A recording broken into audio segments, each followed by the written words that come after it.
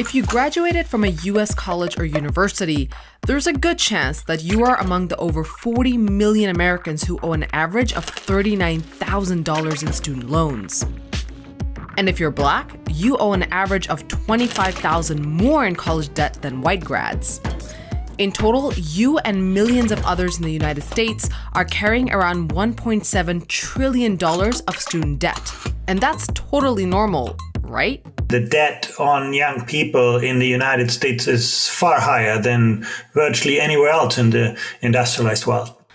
As the debate rages on in the US over canceling student debt, canceling student debt by executive action is one of the most effective ways, with the stroke of a pen, that we can provide sweeping relief to millions of families. We're going to look at what 3 other countries, Denmark, Germany, and Cuba, are getting right about education and what the US can learn from them.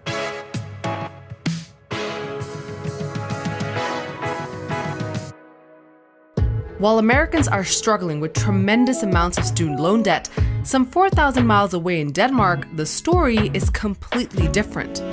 That's because here, students get a full ride. You see, education in this Scandinavian country is paid through taxes. This means there's no tuition fee or cost to attend university, making quality university education free and available. I'm grateful that I'm born in Denmark. This is Mike Gudbjergsen.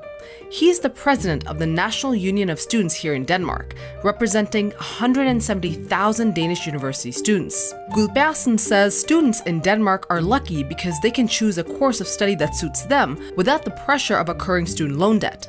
But Denmark didn't stop at just making higher education free. The issue is the government grant, which all students are available to receive. So besides the fact that applying and being admitted at a university or another educational institution in Denmark is free, you don't have to pay any costs or admissions fees. On top of that, you also get a grant from the government which is supposed to help you pay your rent and help you pay for food and your basic needs on a monthly basis. Just so you're following along, what this means is that Danish students from age 18 and up have free access to quality education at universities and get between $900 and $1,000 from the government to cover expenses through the SU grant scheme. Some Danish students do take out student loans or work, depending on their socioeconomic background. You can also apply for further funding from the government, but that is a loan that you have to repay after you finish your studies. So why does Denmark offer free education to its students? It all comes down to this, which has long been ingrained in Danish society.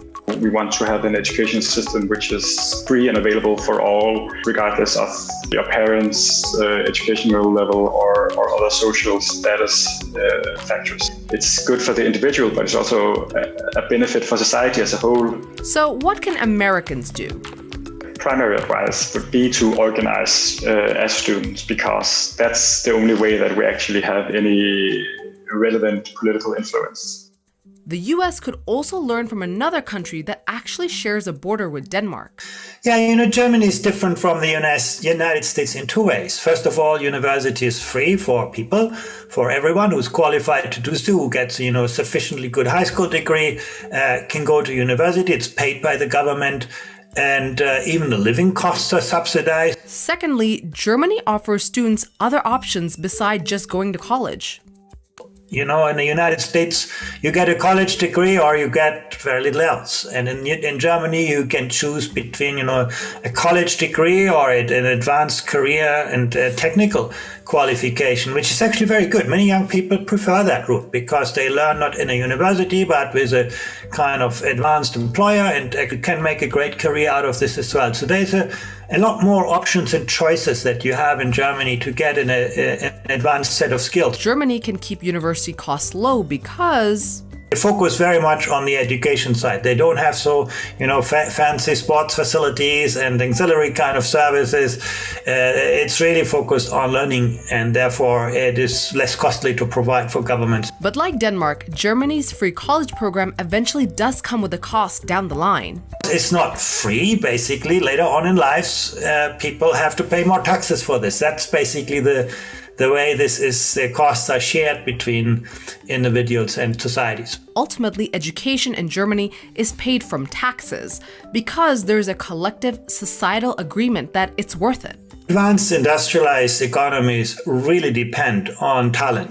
That's the primary resource. There's nothing that you can do to shortcut this. And so I think countries make whatever effort they can, whatever investment they can to develop the talent fully. But the emphasis on subsidized education isn't just limited to European countries. Just over 100 miles from Florida in the US, Cuba is a country punching above its weight when it comes to education.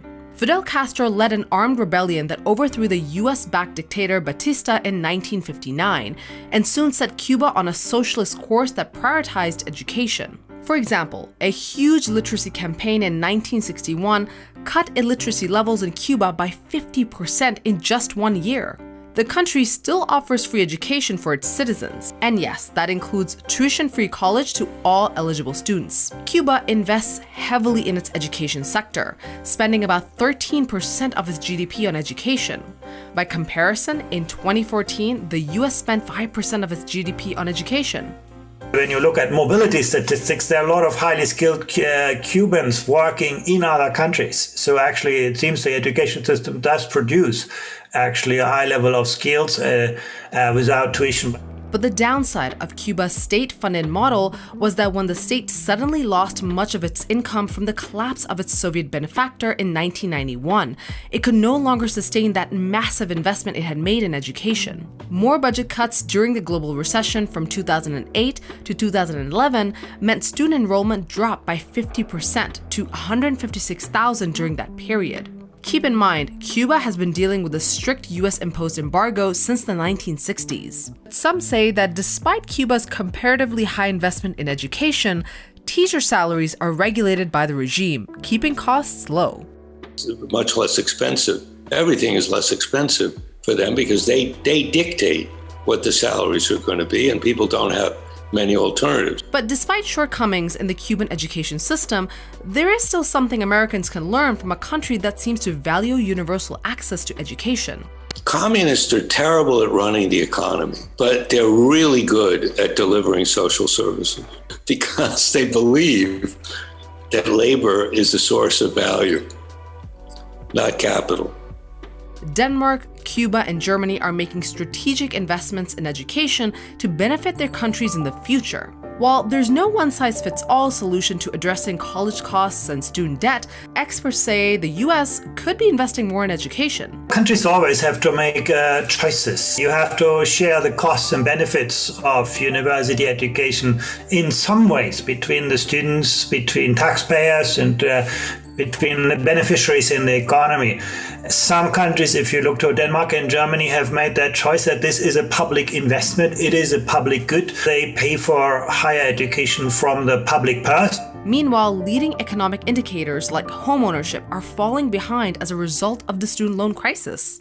America's losing out on talent because many people, because of student loan debt, are deciding to take certain jobs over others, and in some cases are deciding not to go to college at all because of the rising costs of higher education. Americans may not realize that there's a potential tax benefit to be had by boosting the number of US college grads. Taxpayers earn a lot more from every college graduate than what they spend in subsidies, because those people end up, paying more taxes later on. They contribute more to the economy. They consume less social welfare. You add this all up, so there's a very significant benefit. Progressive politicians have been pushing Biden to cancel student debt. Even if you don't have student loan debt, you will be helped by seeing student loan debt canceled because it will help our economy. And for good reason. Canceling student debt may help in tackling another problem in the US, the racial wealth gap. Wealth gap is about 170,000 to 17,000, 10 times the amount of wealth that Black families have. And so if we're really interested in closing the wealth gap, we should be interested in canceling debt. But it's not enough to cancel debt. The US could benefit from what Cuba, Denmark, and Germany have been doing for years. In order for the economy to really keep pace with the times, we need to subsidize education. Yeah, so I think on top of these debt cancellation plans, we also need a path towards free college.